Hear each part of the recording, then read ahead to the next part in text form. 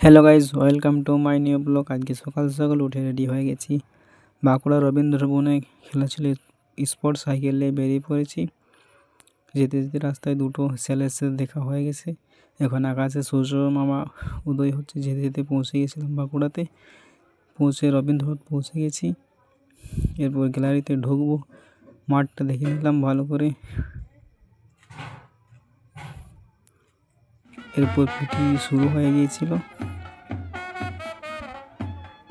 রেসও শুরু হয়ে গিয়েছিল। রেস থেকে ফিরতে সন্ধে হয়ে গেছিলো। এরপর একটু পার্কে ঢুকে নিলাম, ঢুকে নিয়ে ঘোরাঘুরি করছিলাম,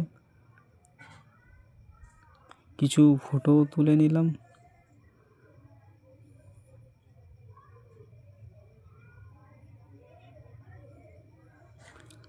এরপর দোলনায় দোলছিলাম। আজকের মিনি ব্লগটা এখানেই সমাপ্ত করলাম।